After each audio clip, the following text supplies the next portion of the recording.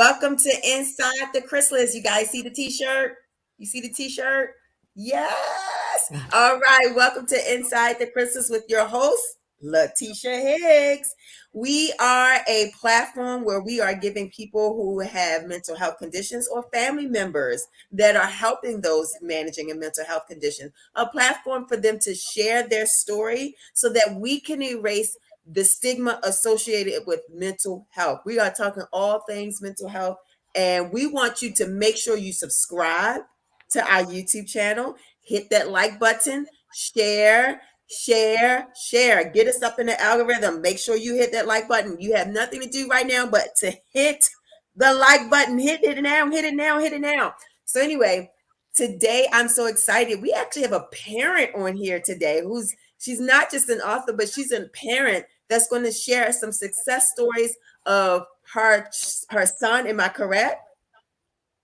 Yes, ma'am. All right. So we have author Miss Tink, author of Tink, Talented and Never Ending Knowledge. I love it. So Miss Tink is going to share her story as a parent. And if you are a parent, please, please, please, please listen to this show because she is going to give you some great input. Listen, I am a teacher. And I'm always looking I love it when I have parents that are very engaged in their child's education because it makes my job easier, especially when I got like 30 something kids. Okay. So please, please, please, please listen up on how you can recognize or how you can help your child. And I know the label, the little banner at the bottom is kind of keeping you guys from seeing my t-shirt, but I want to show you that. All right, there we go. There we go. All right, sorry. Inside the Crystals. Make sure if you want one, make sure you reach out to us on Instagram at Inside the Chrysalis Podcast. Follow us and like our posts.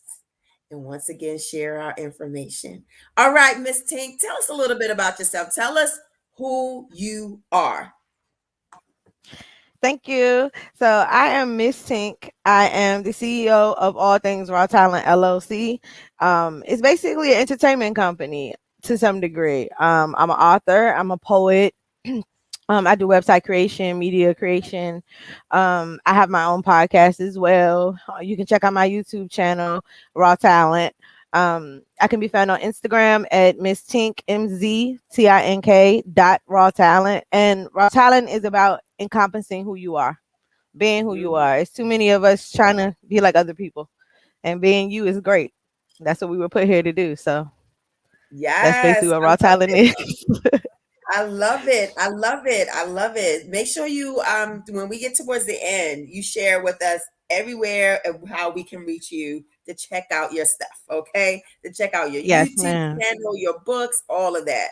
So, the first thing that I like to start off is what happened? What led to the diagnosis? And tell us what the diagnosis, everything. Just what happened. So my son was in about second grade. And honestly, I didn't even think he had ADHD. I thought that he was dyslexic because he was writing stuff backwards. So I was concerned. And I went to his teacher. His grades were slipping and everything. And I never got the feedback I wanted from the teacher. The teacher just felt like he wasn't failing, so he was fine. And I'm an overachiever myself, so I wanted him to be the same way. So I ended up switching his school, and within the first 30 days of his third grade year, me and his teacher did assessments for his doctor. And our assessments were so close in numbers that it was scary to me because I'm like, she's only known my kid for 30 days, and she has 29 other kids. So that's a lot for you to be able to pick up on the cues that I live with every day. So when I took him to the doctor, looking at the assessment, they diagnosed him with ADHD. As a parent, I didn't want him to know he had it. Honestly, I didn't want him to know. I didn't want him to use it as a crutch. I wanted him to overcome it without ever saying this. I can't do this because I have this issue. I wasn't ashamed of it because I felt like I could help him overcome it. So my goal was to jump headfirst into finding out what I could do to make it easier on him so he could get those A's and B's that he was used to getting. So when you said you and the teacher were noticing the same things, what are some of the behaviors? What are some of the things that you guys were noticing that led to that diagnosis of ADHD? He was very easily distracted, and even though most people be like ADHD isn't a real condition, I've heard that a lot, you know, and I was like, no, it's real. It's real because without the help and support that he had gotten, my son was not making them A's and B's that he strived to make. And the thing about it was taxing on his confidence to not make those grades. So as a parent, I have to do something so that he doesn't give up, you know, Mhm. on his own. But um I kind of got a little sidetracked there. But yeah, so it was like he wasn't paying attention. He was very antsy. So like he would sit on his foot and bounce in a chair instead of sitting on his butt, you know. If she was doing math, then he would be doing social studies. You know, he couldn't stay on the task that she was doing at hand. And as a parent, to me, it wasn't odd at home because he would go from playing the Xbox at 2 o'clock. At 2:15, he wants to play with blocks. At by 3 o'clock, he wants to watch a movie, and he probably would. I remember him watching Toy Story, and he knew all the words in the movie, but I never saw him look at the screen.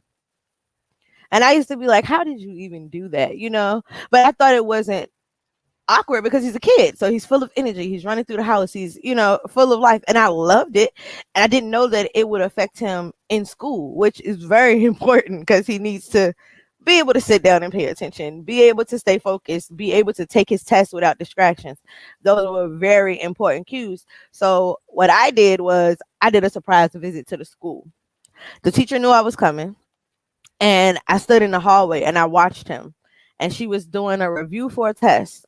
And my son was playing with the blank wall because that was more interesting to him than what she was saying. And, you know, it wasn't like he didn't want to pay attention. He just was like, his mind was all over the place. Mm, wow, wow. And I've definitely seen as an educator, I've seen where you know, students like they just I had students that could not even like if I had something they wrote a story, let's say they wrote their story and I asked them, okay, now type the story onto the type the story into Google Docs or something like that. They couldn't sit for 5 minutes to actually type the first couple of sentences. You know, and this particular Right. student, the only reason why they were able to write the stories because this particular day they were medicated, and then the next day, a couple of days later, they were not. And I could clearly see the difference, you See the know. difference. I could clearly see the difference. Like, okay, one day when you were medicated, you can sit down and write out a wonderful story. Several days later, I'm asking you to just type it. You've already wrote it. I'm asking you to just type it. You can't even type the first couple of sentences out more. Or like, you know, it's like, okay. You know, Yeah. so And I've seen even it. tapping into what you just said, um, even recanting his story chronologically, he couldn't do that Hmm. because he wouldn't put things in order because his mind was jumbled. So it was like instead of it being the first thing, then the second, it'll be the first thing, the third, and then he'll go back to the second, and you're like, wait a minute, that's not that's not how that happened, you know. But to him, it's all making sense, you know, and you're like, no, you know, Right. and you don't think those things matter, but when it comes down to reading English, even doing math problems, that matters because if you can't do it in order, then you get it wrong. Right, right, right. Yep. And following the steps and things like that. And it's so awesome that you realize this as as a parent, your child is not the only child in the classroom. Some parents Right. forget that we have multiple students. So it's just like, you know, come on, like we and to and make sure that your student get the knowledge that I'm trying to impart. I got to make sure everybody is on, you know, at least, you know, on one accord and in focus and doing what they're supposed to doing their part. And it makes the job difficult when I gotta stop to address certain things over and over and over and over again. That it adds up. It takes a 2 minutes here, 2 minutes there, 2 minutes here. That adds up to 10 minutes of quality instruction that's taken away. You know what I mean? And so that Yeah. was good as a parent that, it just seems like you were in partnership with the second teacher. You were on partnership with your Yes. Yes. first. You noticed that you knew what was best for your child, and I'm glad that as an educator, I want to say thank you that you didn't allow your experience with that first teacher taint or cause you to have a negative experience with your second teacher, because I know as an educator it Right. drives me crazy when I hear not I've had bad teachers growing up, but what I don't want is someone trying to. It's almost like people with have bad relationships. Don't take out on me what you experienced with someone Take it out else. on you. You know what I mean? I'm Yeah. a good person. So that was good as Right. a parent that you recognize what was going on with your son, and you realize was done at home is a different setting in school. You know what I mean? Right. You recognize that was a different setting. So you get this your son goes to the doctors. I mean, you not doctors, you go to well, it was the doctors, right? That you get the Yeah, diagnosis. we went through the doctor. Hmm. Okay. And And so, then we ended up going to the children's hospital, and he had to do an evaluation there. And the people there felt like the tools that he had that I had put in place, like for instance, he would write his B's and D's backwards. So I would tell him make his bed. So he would make his bed. Um, we also incorporated at the school to put a silly band underneath his desk. So instead of him bouncing on his foot when he decided that he wanted to bounce, he would kick the silly band. So it allowed him to have constant movement while staying still. Because you don't okay, realize that he's kicking the silly band if you're looking at him as a teacher. So it's not distracting to you or other students. right. For testing, we put him in we called it his special testing area, so he was able to go to like the library and take his test because it's a quiet environment, not a lot of movement going on there. um it was another tool that he had. I know it was the bed, and oh yeah, his left and right. He wouldn't remember which side was the left and the right, so he would do this in order to figure it out. But those Mm, things he didn't want to do in front of other kids. So it's a mm, lot of reassuring that, hey, baby, like you're just special and you got to do these things so that you can get your answers right, so you can pass these tests. Um, Study habits had to be a little different, a little more intense. We couldn't just read the stuff and go over it. We had to do different like games and stuff like that so he could retain it. Um, it was a lot of meetings at the school with the teachers and stuff because like after he got out of the third grade, he went to another teacher, of course. So now we're in the fourth grade. And at first me thinking he's in the same school, so the information would transfer from third grade to fourth grade. Well, mm. I realized like a month or two into school that the teacher was emailing me with concerns, and I was just like, but he has a 504 in place there. So, and a 504, if you don't know, is where you sit down and you get so that your student gets special accommodations to some degree to meet their needs. So this teacher didn't give him a silly band. So she's like, well, he's out his seat. He's not sitting down. He's not sitting still. And I'm like, well, do you have the silly band? And she's like, a silly band. And I'm like, yeah, he needs one. You know, I did incorporate medication. And the thing about the medication that I gave him, and it's not the same for everybody, it's based on your child's needs and your child's ability to overcome and what phases they're at in life. So they do the medication by weight and by what you as a parent, because you're seeing it, the doctors aren't seeing it. So for me, I gave him, he started off on 5 milligrams of medication, and we ended up going no higher than 10. And my son is now in eighth grade, and he's now not on any medication. Now he Wow. knows what to do. Yes, he knows what to do to get past that point, and he knows that how important it is to focus. So now he can channel his energy. And I just encourage people to actually get the help for their kids, because even if you don't feel like it's a real condition because you're not dealing with it, I've seen it and it's real. It's really real, and it's really helpful to do things even if you're anti the medication, because we were Two parents on two opposite ends of the spectrum. I'm like, we got to do what we got to do to get him where he needs to go. His dad's like, medication is not the way. And I'm like, okay, well, let's do this. We did an 8-hour release pill. So for the hours that he was in school, the medication worked for him. Okay. On the weekends, he didn't get it. On holidays, he didn't get it. He didn't take it at all. The drawback from that was his Mondays were more emotional than his Fridays because the Mm-hmm. medicine has an emotional aspect on you. So he becomes oversensitive, as some people would say. So it's like the things that wouldn't frustrate him on a regular basis, it overly frustrated him on Mondays. So Mondays were the day where I had to like really, really be super gentle in how I dealt with him because he would cry if his pencil wasn't sharpened. And it wasn't like during the school day, but it was like once the medicine came out of his system. So in the evenings, that was the day where I really just focused in on whatever he needed. And it's a lot of work, but it's your kid. So, you know what I'm saying? It's definitely That's worth the the work. key. That's the key. It's It's your definitely child. worth it. It's your child. You're right. That's, oh, I'm Right. sorry. You said that's your kid. Why wouldn't you want to do what's best for your child? You know? Right. Yeah. So that Right. was good that And you we as and parents sometimes think that the teacher is supposed to do the work. And I've seen that happen over and over again. So I understand exactly where you're coming from. But the work is at home too. You can't just, and I learned things like, for example, he's a kid that, you get a summer break. So that's a lot of months of not being instruction led.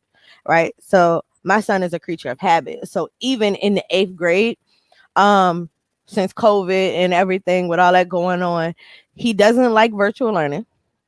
So I had to strongly encourage him through that without medication. We did it without medication. But during the summer, I gave him a whole curriculum. He had to do work every single day that helped him with 8th grade work. So now he's in the 8th grade. He's bringing home straight A's, and I wow. can't let him get those breaks that other kids get during Christmas where I don't have no work to do. No, you have to read, you have to do math, you have to do English. You know what I'm saying? At least the core classes. And I learned that once I do that, it's not like in January when they go back to school that he's starting over. It's like Right. he's continuing. So Yes. it's like people want to give the kids a break, but he needs to keep on going. The repetition is what helps his mind stay on track. So that's the angle that I took. I would, you know what? That is something that I would love all parents to do. Like, because summer learning loss is real. No, I'm serious. Summer learning loss is so real. There's so many studies about summer learning loss, and that's why in the first months of school, the first couple of weeks of school, a lot of teachers may do a lot of reviews and things like that because summer learning loss is real. And you have to, make sure that yeah, we do want to give our students, we do want to give our kids a break, but learning should never stop. You know what I mean? You can give them a break and Right. still give them an opportunity to learn. Like for instance, if you're going out to a restaurant, that's give them that opportunity to learn by having them read over the menu, have them to add up Right. what the tip is going to be. That's still giving them learning opportunities. And I love what you said. Parents are the first teachers. Parents are the first teachers. And your child is successful today because of, yes, you have that partnership with your his teachers, but your child is successful today because of the work you put in it. You know what I mean? The work that you did, the work that you make sure. And I love that you made sure that your child, because that teacher should have known that, I every year we get who has a 504 and who has an IP and this and Right. the other. So he should have known, or she should have known that he had a 504 and look I over felt that. that way too. And I'm not gonna lie, I have some that I've had 504s, and then I'm like, well, let me try something different. And then when I realized that didn't work, let me go back to this. You know what I mean? Right. So, because kids, they every year they mature and things do different things a little differently. What may have worked in second grade may not is going to work in fifth grade. So I like to try Right. to different things. But at the same time, I still read over the 504 plan so that I know what is expected and what the child is going to experience.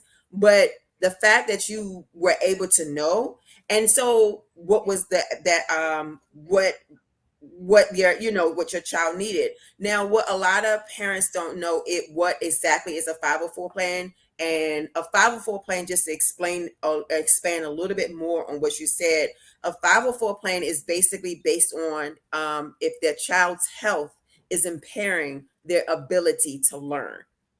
And so what happens is that accommodations, just like you said, Miss Tink, are put in place that help the child to be successful.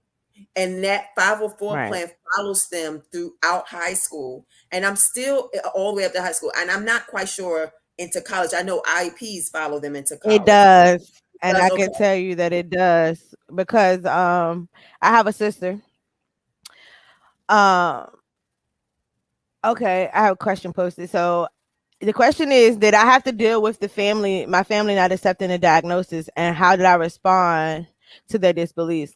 I didn't share it with them, to be honest. Me and his dad dealt with it. It's not something that affected him dealing with his family members. So I didn't disclose that information. And it's because the reason why I didn't disclose it was because I felt like I could handle it. I think my mom was the only one who knew in my family. And my mom is also an educator. She's an early childhood teacher. So that helped me as well because she deals with kids that were younger than my son at the time, and she could give me a little bit more insight because she also, before I got my diagnosis, she told me that, oh, this is not dyslexia, this is ADHD, and she showed me the at home reasons why it would be that way.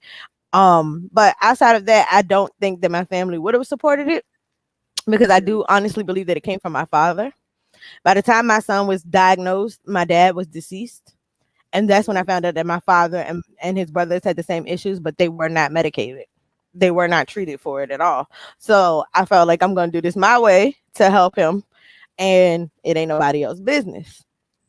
That's But the right. reason why I say the reason why I say that the 504 does work in college is because I have a sister. She's now 19, thriving and surviving. I want to say that first. But she was born with a hole in her heart, a valve that doesn't close, and diamond black fan anemia. And Mm. though none of those have anything to do with her mental capacity, medication that she had to take since 6 months old caused her to have short-term memory issues. So she can't learn at the same rate as other kids. So she's had a 504 and an IEP since she was in elementary school. And now she's in college and she works full time and she stays on top of her own. She's becoming very independent now because we've coddled her a little bit because she's been sick her whole entire life.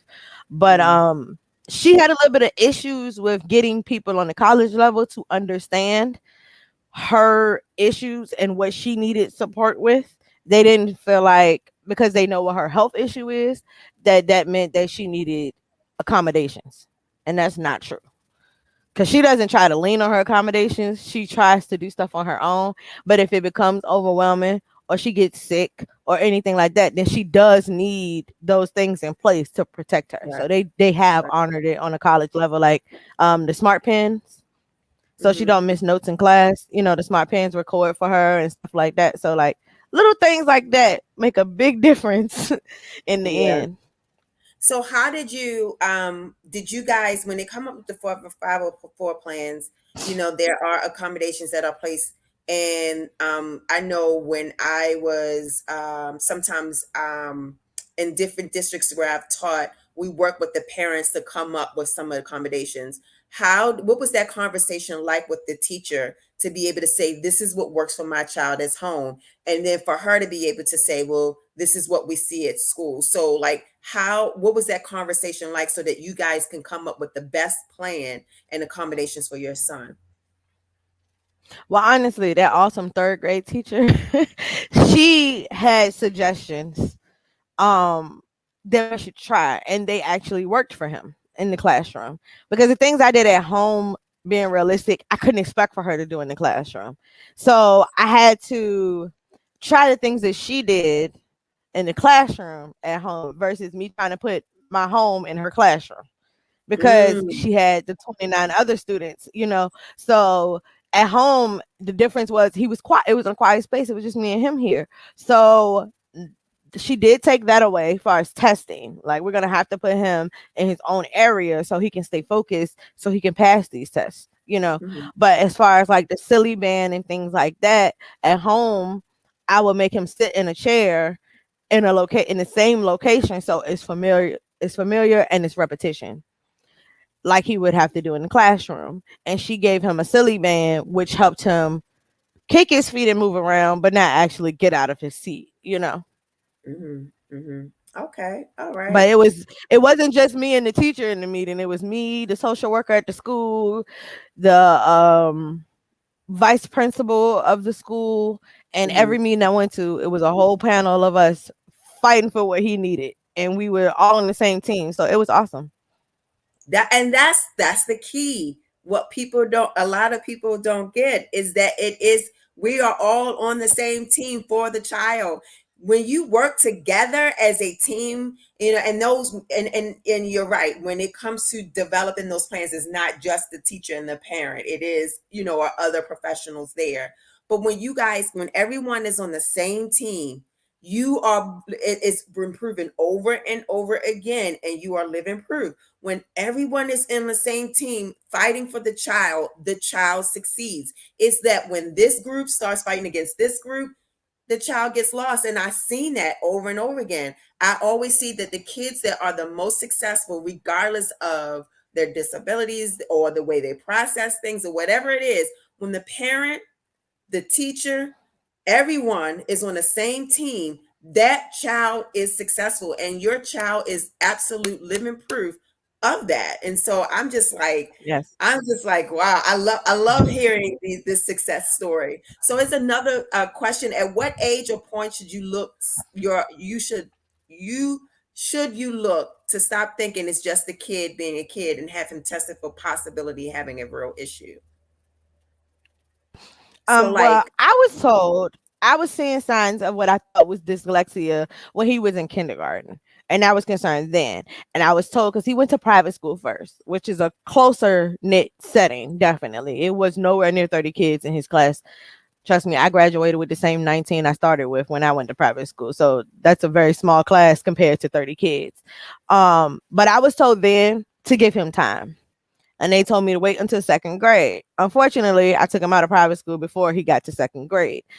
So that's why I started looking at it in second grade. But by third grade is when I hopped on it, because it gave him time to, one, get used to school, get used to the policies and procedures that were in place for him to go to school, because kids start at 5, so it's like, well, 4 or 5. My son started at 4, but it's like they don't know that, hey, I'm in school and this is what I have to do now. It's a transitional period, and they have breaks and stuff like that, so it's a huge adjustment for children. So I feel like waiting until he was in third grade was good, because it is before middle school. You know what I'm saying? It's kind of like the halfway mark, mhm. so you can see if it's something you can start imparting. Because by the time middle school hit, my son was fine. He had the coping mechanisms down pat without even having a teacher step in. He could That's do it for good. himself. He became independent with it. That's good. I mean, I would, for me, and I think it's also what you have to know your child. You have to know, because I raised my goddaughter, and I noticed things when she came to live with us when she was 4, and I noticed things then. And it was just like, nah. And then I kept going to the doctors, and I kept going to the teachers, and everybody, was telling me the same thing. And it was just like, no, she needs help right now. And so finally, when she wasn't doing well, it was just like, okay, now we're going to step in. So a part of me wish I could have, stayed adamant about getting that help earlier, because Right. studies show that, kids, if they're not reading by a certain grade level, you know what I mean, they're going to keep falling further and further and further behind. And so, like, Yeah. if they're not reading fluently and comprehending, I think is, I forgot what grade, but because in primary grades they're learning to read, so they got to be able to learn how to read fluent, because in the intermediate grade, starting at third grade, they're reading to learn. And so if they Right. don't know how to do these things at a young age, and then their impairments or disabilities are keeping them from achieving that. It's going to keep them constantly falling further and further and further behind. So for me, it was for my daughter. I wish I would have got the help a little sooner. It was about third grade that she did go ahead and finally, when people were starting to say, okay, we see what you're saying, but it was like I noticed it earlier. You know what I mean? I noticed Yeah. way earlier that some things were a little different and a little off. But that was good that you definitely you kept that observation. So what would you recommend to parents? Like what do you recommend to parents when it comes to building that partnership with the teacher and the school to be able to help your child? Staying consistent and persistent, because like you said, in your situation, you kind of backed off a little bit. Like, I couldn't back off. I couldn't give it even a second of thinking like, oh, they're not paying me any attention, or they're figuring that he's got it for the most part. Like, he over excels in math, but reading and English weren't his strong points. But reading is the basis of everything. He got to read in math. He got to read and science, history. You know what I'm saying, and everything. So I just had to stay on top of them and stay on top of myself as well. And Mhm. I will say this too. Me and his father weren't together. So it wasn't just making sure that the school was on board. It was making sure that when he's with me, I'm doing the same thing that he's doing at his house. Because Mm. that line of communication was so detrimental. And sometimes people that co-parent don't have that communication where they can be on the same page and it's strictly about the kid, but Mhm. we got to the point where we were able to parent him so similar that he didn't see a difference between being with dad or with mom. It was That no is difference. that So is the that was key. so detrimental too. Mm, So detrimental. that is key. And I've seen where single parents is like you have to, whether if the child's with the father or the child is with the mother, that you have to be on one accord. It's not about you. I don't care whatever the relationship happened. Whatever happened, it happened. It's done. It's over. You got a child out of it. The focus should be on the child. You know what I mean? Amen. Let it be on the child. Amen. Because it's Amen. like I think it's selfish to when I don't want to go into it, but I've just seen her so many stories Right. about Yes. people and Yes. people getting mad at the other parent, so they keep them from. It's like you're not hurting anyone but your child, and you cannot say you love your son and daughter and not have a good positive co-parenting relationship with the other parent, because you're Right. hurting your child Communication when is you key. do that. Yes, Yes, communication yes. is key. And I've had somebody ask me that before because they was having issues co-parenting, and they was like, well, what do I do? I said, be selfless.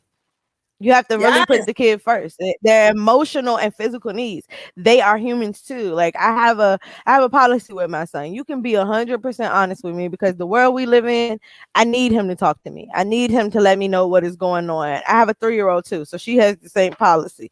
And even though she's 3, trust me, she would let you know whatever she's feeling or whatever is going on.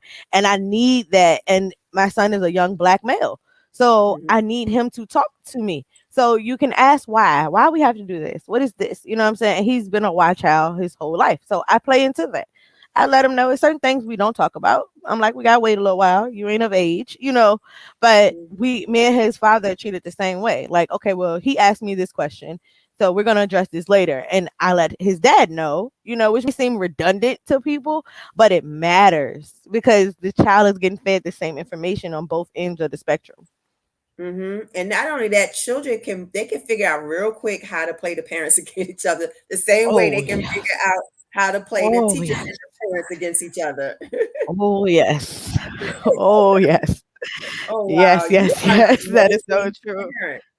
You are an amazing, Thank you. amazing parent. So what does Thank so you. I fight for mine. No lie, I fight. I fight hard. yes, you got to. So, oh my God, I can't believe we're already at the 30-minute mark. So this is really good. So, I mean, I just wish that I could just take this interview and just post it for every like make it a mandatory video for everybody who haven't even started school so that they understand the importance of co-parenting, understand the importance of partnerships with the school and the child and the teach the parent.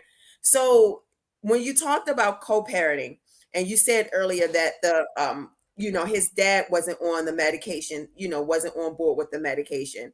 How did communication and being able to work together and co-parenting help your son even more overcome I would say overcome ADHD to the point where he doesn't need any medicine anymore? Because we both supported him. I would say 100%. It became, and once I explained my standpoint to his dad about it, like, look, we're not doing this to control how he acts and reacts at home because we love the kid that he is at home. We're doing this to help him during those 8 hours of instruction led time. At home, we're helping him off the medication. We're fine with the struggle because we're dealing with one of him. We're not dealing with 30 of him. Once he looked at it from that standpoint, and it was like he agreed to try it. And I think that was big for him to be willing to try it first. So we went into a trial period. And once you saw his grades go from C's to A's, his dad was like, I guess you were right. That did work. So then we agreed that we would do it at the pace that best fits him, which I think is very important for people to understand as well. Your doctor is going to try to up the medicine. My son got up in weight. They wanted to up it based on his weight, but it didn't meet his need. He was fine where he was. So we left him there. And I told the doctor that. I said, if he's struggling, we'll change it. But being that he's not struggling, we leave him here. And that was another thing that helped him, who was anti-medicine, be like, okay, well, you're not just trying to medicate my kid. You're trying to only do what is needed for him. So I think that played a part. And what we both did in our homes that was the exact same, that played a huge part in him being able to overcome it, because he saw that, hey, it's not just my teacher and my mom, but also my dad that has my back and is going to make sure that I can get what I need to get done, you know? So with all of us being on one team for him, I think that helped him persevere faster, because he only had stayed on medication for 3 years. Wow. And it's like hearing your story reminds me of that African proverb, it takes a village. You guys It came does. together, I live by right? that. I live Yeah, by that. I live by that. yeah. It It does. just It truly does take a village. yes, and you guys came together as a village. Like this was a true example of what of it takes a village. It you guys were that village for your child, and I could just imagine the success stories that I mean, he's already in eighth grade making A's and B's without the Right. medication, but that was the And work. playing sports too. Wow, He's an athlete and everything, so he does it all. And see, he didn't wow. just have ADHD; he also had extreme allergies. When I say Mm, extreme, like he was allergic to soy, egg, peanut, tree nut, and if anybody know anything about allergies, soy's in everything. Soy's in gum. So he had a couple of things to overcome. It made that seem like a big deal, but he couldn't eat lunch at school like other kids, even if he wanted to. So he was set apart in a lot of areas that he had to realize, like, I'm different, and accept that. And that's something that's why I'm the way I am about being different too, because it's okay. And I need my kids to know that it's okay. I need everybody to know that it's okay. You don't have to fit in. I want to stand out. right, right. I love how you guys came together as a village. So, mom, please tell me Yes. self-care. Self-care when taking care of, being an advocate for your child, your children, and making sure you form this village around your child that includes the dad, because a lot of people want to leave out the other parent, but includes the Yes. dad. You form this village. Self-care, talk about self-care. What do you do to take care of you? Because if you're not healthy, then we can't make sure our It babies are can be healthy. healthy. So we gotta know, what do you do to be healthy? First and foremost, don't blame yourself. That's one of my Mm, biggest things. Don't. It's yes. not my fault. It's not my fault. Um, two, take that me time. Everybody needs time. So take time to yourself to do something that you like to do. Like I like to read. So me reading for 2 or 3 hours is relaxation for me. But you need that time of relaxation and time apart for you to, I guess for me, reading is like an emotional cleanse. I'm stepping outside of the world that I'm living in. I'm stepping into a whole nother realm and I get a break. And a lot of people don't get breaks and they think that they have to go on a vacation to get a break. I get a break every day. I give me 2 hours to read this novel that I want to read, and that helps me. So you have to find your niche and what helps you and then leaning on that village. Because if it wasn't for my village, I tell you, if it was not for my village, if it was not for everybody being on my team, and I know the question was asked, did I tell my family? I didn't tell my family, but my family still helped. I had them helping him, not knowing why they were helping him, but being that they were his support system, they were on board to whatever he needed because it was for him.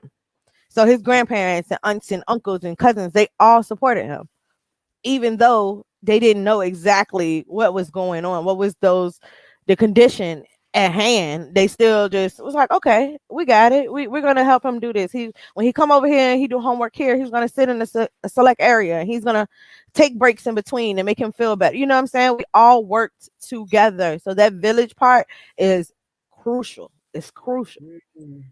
Wow, wow. This has been amazing. You are a great, I got to keep saying it. You are an amazing parent. I love how you form a Thank village you. for your child and so, we're talking about the village.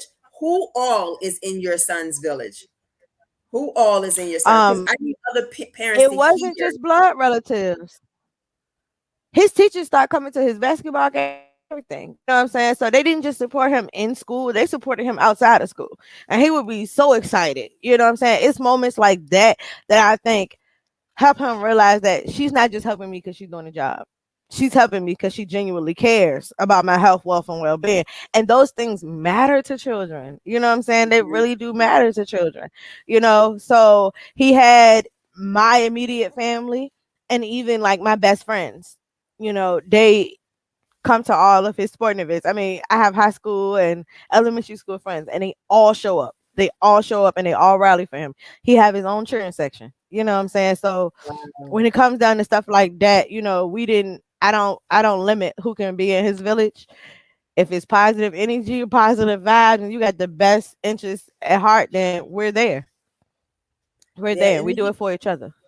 then that's good. That's good that you said it because like a lot of people also are scared to form the village because they don't want others to correct their child.